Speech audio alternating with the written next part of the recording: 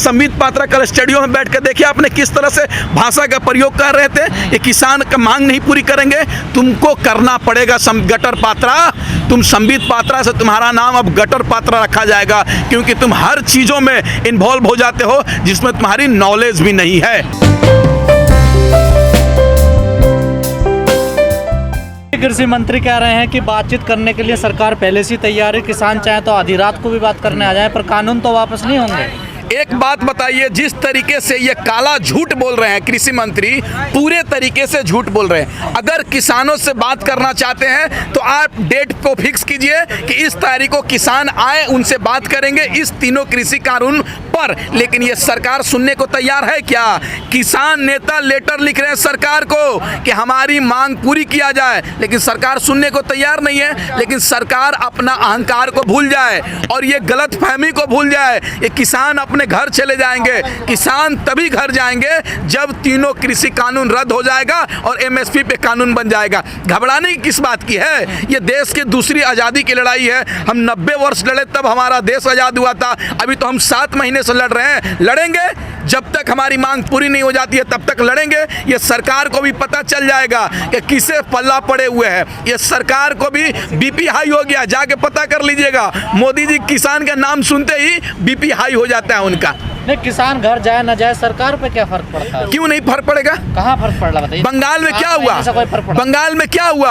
अगर इसी तरीके से किसान आंदोलन जारी रहेगा तो इस देश से भारतीय जनता पार्टी का नामो निशान मिटने वाला है। आप देखते रह जाइए। मोदी जी का जिस गुमान में है कि हमारे पास इतने सांसद हैं, हम कुछ भी करेंगे, इसी देश की जनता ने, इसी किसानों ने आपको संसद में भेजने का काम किया है। अगर आप किसानों की बात नहीं करते हैं, रोजगार की बात नहीं करते हैं, महंगाई की बात नहीं करते हैं, यही देश की जनता आपको संसद से बाहर निकाल के फेंकने का काम करेगी। और एक सांसद मंत्री कह रहा है कि तीनों कृषि कानून रद्द नहीं होगा, वो मंत्री से कह दीजिएगा उसका बाप ये कृषि कानून को रद्द करेगा और यहाँ से हम रद्द करवा कर ही जाएंगे, कुछ भी हो जाए। नहीं, सरकार का स्टैंड तो क्लियर है ना, आप इधर उधर कर रहे हैं। आप एक बात सुनिए ना, किसानों का स्टैंड क्लियर है, सरकार का स्टैंड क्लियर नहीं है। सरकार तो कभी कहती है कि संशोधन कर देते हैं, कृषि कानून को स्टे करवा देते हैं, लेकिन किसान कह चुका है खुले तौर से कि तीनों कृषि कानून रद्द करो, एमएसपी पे कानून बनाओ, तभी हम घर जाएंगे।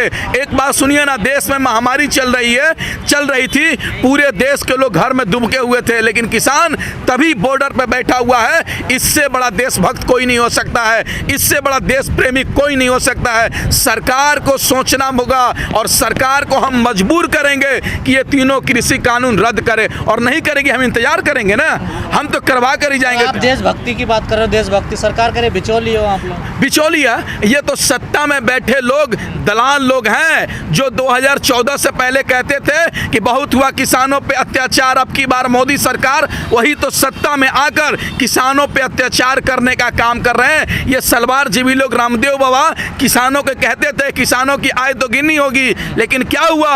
आज किसान सड़क पर बैठने पे मजबूर हो गया है। सरकार सोचे, नहीं सोचेगी तो सरकार को उखाड़ फेंकने का काम किया जाएगा। दोगुनी होने कहाँ दे रहे हो आप? कानून लाई तो थी सरकार। ये कृषि कानून से क्या लग रहा है आपको? दोगुनी हो जाएगी? ये सरकार की, देखिए सरकार की बातों पे आप नहीं मान सकते हैं, क्योंकि जो सरकार कहती है वो नहीं होता है। सरकार तो ये भी कही थी कि देश में हर नागरिकों को 15-15 लाख खाते में आएंगे, लेकिन आया क्या? उस सरकार ने कही थी नोटबंदी होगा तो कमर टूट जाएगी आतंकवाद की, लेकिन कमर टूटी क्या? सरकार तो ये भी कहा था कि हमारी सरकार बनेगी तो महंगाई कम होगा। क्या महंगाई कम हुआ क्या? ये तो सरकार ये भी कह रही थी कि 40 रुपये पेट्रोल देंगे। क्या ये सरकार 40 रुपये पेट्रोल देने का काम की क्या? यही सरकार कहती थी कि गैस सिलेंडर के दाम कम करेंगे। क्या ये गैस सिलेंडर के दाम कम करने की काम की है क्या? ये सरकार पूरे तरीके से झूठी सरकार है, फरेब सरकार है, आवारा सरकार है, लोगों को बस गुमराह करना जानती है। संबित पात्रा कल स्टूडियो में बैठ कर देखिए आपने किस तरह से भाषा का प्रयोग कर रहे थे। ये किसान का मांग नहीं पूरी करेंगे, तुमको करना पड़ेगा गटर पात्रा। तुम संबित पात्रा से तुम्हारा नाम अब गटर पात्रा रखा जाएगा, क्योंकि तुम हर चीज़ों में इन्वॉल्व हो जाते हो जिसमें तुम्हारी नॉलेज भी नहीं है। आपने 15 लाख की बात करी, काले धन की बात करी। बाबा रामदेव ने कहा कि काला धन आएगा तो 15-15 लाख रुपए लोगों को मिल जाएंगे, लेकिन जो काला धन है स्विस बैंक में उसकी बढ़ोतरी हुई है। भारत का जो काला धन है, देखिए आपके बातों से हम सहमत है, काला धन आया है हमारे देश में, लेकिन काला धन लाने के बाद ये जो भारतीय जनता पार्टी के नेता और भारतीय जनता पार्टी के समर्थक है, उन्होंने आपस में बांटने का काम किया है और देश के लोगों को गुमराह करने का काम किया है और देश के लोगों को गरीब बनाने का काम किया है। आज देश में देख लीजिए, गरीब और अमीर के बीच में जिस तरीके से खाई हो चुकी है कि इस कोरोना महामारी में किसी को खाने के पैसे नहीं है, लेकिन 70 से ज़्यादा इस देश में कोरोना महामारी में करोड़पति बनने का काम किए हैं। आज लोगों के पास पैसे नहीं है लेकिन अमीर बनते जा रहे हैं। ये सरकार चाह रही है कि गरीब को भूखे मारा जाए और अमीर को और अमीर बनाने का काम किया जाए, लेकिन ऐसा नहीं होने जा रहा है, क्योंकि जब हमारा देश गुलाम था, हिंदू मुस्लिम बैकवर्ड फॉरवर्ड गरीब अमीर तमाम लोगों ने मिलकर इस देश को आज़ादी दिलाने के लिए लड़े थे।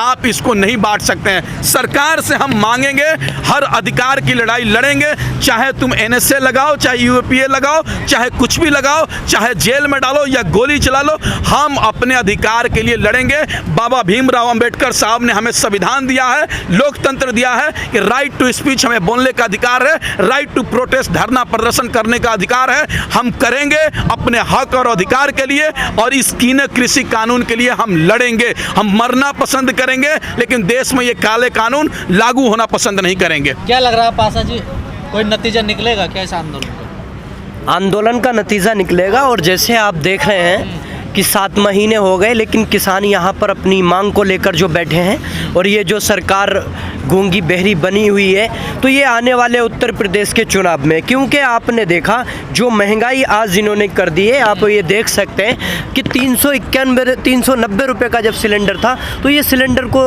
रखकर जो है घूमा करती थी, बवाल मचाती थी। इनकी एक मंत्री है जो स्मृति ईरानी है, और जो आप देख रहे हैं ये जो बोर्ड लग रहा है, बहुत हुई पेट्रोल डीजल की मार, अब की बार मोदी सरकार। तो ये जो सब चीज़ें थी, ये जो मुद्दे लेकर आए थे, उन पर पूरी तरह से ये नाकाम है सरकार। तो हर सरकारें करती हैं जिन्हें क्या क्या वोट मांगने के लिए, तो सब अपने अपने हथकंडे अपनाती हैं। नहीं, इतना हथकंडा किसी ने नहीं अपनाया। आपने देखा जो 15 लाख की बात कही थी, उसको गृह मंत्री कहता है कि एक जुमला था। तो इस तरह से ये जुमले में जो फंसाया था जनता को, जो कि हिंदू मुस्लिम का माहौल इन्होंने बनाया था, जो राम राज्य की ये बात करते थे, वो सारी चीज़ें आज जनता फेस कर चुकी है। आपने जिस राम राज्य की बात की थी, उत्तर प्रदेश के अंदर इनकी डबल इंजन की सरकार थी, और उस डबल इंजन की सरकार के कार्यकाल में आपने हिंदू भाइयों को पानी में बहते हुए देखा, नदी में बहते हुए देखा, घाट के अंदर गाड़ते हुए देखा। तो ये चीज़ें जो राम राज्य इनका ये फेल हो चुका है। किस राम राज्य की बात करेंगे अब? ये राम राज्य के ऊपर सरकार बनाते थे, अब जो जनता है फैक्ट पे बात करेगी। आपने देखा जो इनके आने के बाद जो पेट्रोल डीजल के रेट बढ़े, जो आपने देखा सरकार ने किसानों के लिए गले का फंदा तैयार किया, इसमें जो 400-500 किसान भाई हमारे शहीद हुए, और 700 दिन से जो यहाँ पर किसान बैठे हैं अपनी परेशानियों को झेल रहे हैं। ये आए दिन तूफान और आंधी आ रहे हैं, उससे जो टेंट उड़ रहे हैं, तो इन चीज़ों को सभी को जनता देख रही है। तो यही चीज़ देखकर जो है वोट करेगी जनता। जिस तरह से बंगाल के अंदर इनको जो है 100 के पार में रखा गया था, इस बार जो उत्तर प्रदेश के अंदर इनको 0 पे पहुंचाने का काम ये जनता करेगी। ये किसान आंदोलन एक अपने आप में भाईचारे का पैगाम लेकर आया है, और चाहत का गुलदान बनाना है हमको, दुनिया का सुल्तान बनाना है हमको, और हर मजहब के लोग जहां बेखौफ जिए ऐसा हिंदुस्तान बनाना है हमको। इस पर हम किसान भाई संघर्ष कर रहे हैं, यही आगे रणनीति बनाई है, और इसी का पैगाम हम जनता को दे रहे हैं, उत्तर प्रदेश की जनता को।